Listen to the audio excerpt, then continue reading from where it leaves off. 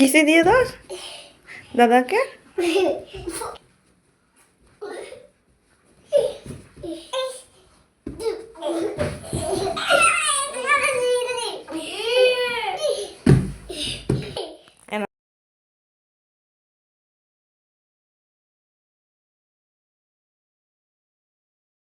Hello everyone, welcome back to my channel. তো তোমরা সবাই কেমন আছো? আশা করি ভালো আছো।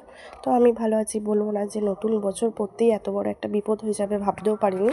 তো তাতান আর পাপন দুজন ওইদিকে খেলাও করেছিল। তো দেখো এখন ওদের রেডি করিয়ে দিচ্ছি। তো তোমাদেরকে তো শেয়ার করলাম দু ভাই দুজনকে আদর করছিল। তো দেখো রেডি হয়ে এখন যাচ্ছি মায়ের বাড়ি। তো তোমাদের তো এর আগের ব্লগে শেয়ার করেছিলাম 25শে ডিসেম্বরের দিন মায়ের বাড়ি গেছিলাম, আর 2 জানুয়ারি বাড়ি চলে এসেছিলাম। তো যেদিনকে বাড়ি চলে এসেছি তারপরের দিনই মা হঠাৎ করে পড়ে যায়। পড়ে গিয়ে মায়ের পাটা অনেকটাই কেটে যায়, কেটে গিয়ে 15টা মতো সেলাই পড়ে।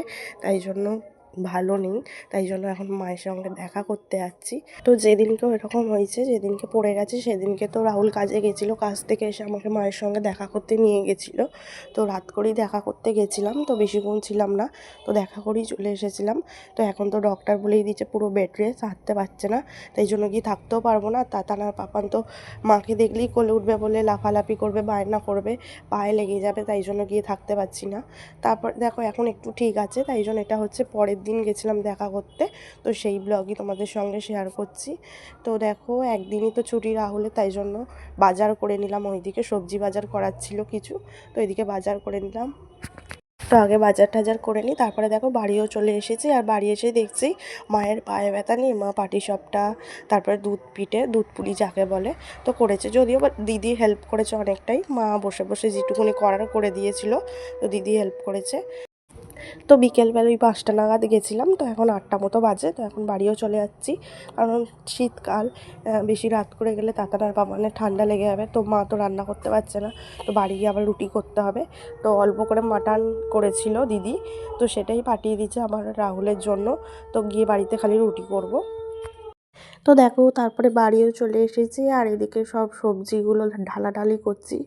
আর কিছু মুদিখানার জিনিস নেওয়ার ছিল, বিস্কিট, চানাচুর, মুড়ি, তেল, এইসব জিনিসগুলো নিয়েছি। সব ওইগুলো গুছিয়ে রাখবো একদিকে। তো একদিন তো ছুটি, তো আজকে সব মোটামুটি বাজার টাজার করে নিয়ে গেছিলাম মায়ের কাছে, দিয়ে তারপর আবার আসার পথে নিয়েও চলে এসেছি। আর এদিকে দেখো পাপান একটু পড়ে গেছিলো, পাপানকে একটু কোলে নিয়ে আদর করছিলাম, এই আর কি। তো দেখো তারপরে রুটিও হয়ে গেছে আমার, রুটি ফুটি করে নিচ্ছি, আর একটুখানি বেগুন পোড়ালাম। তো এদিকে দেখো সব কৌটোর মধ্যে চানাচুর, বিস্কিট, তারপরে মুসুর ডাল, সব এগুলো ঢুকিয়ে রাখলাম, সব গুছিয়ে। আর একটা গামলার মধ্যে রেখে দিলাম সব সবজি বাজারগুলো।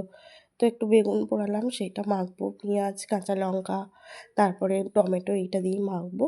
তো মাটন দিয়েছিল, অল্প করে করেছিল, তাই জন্য অল্প মাটন দিয়েছিল।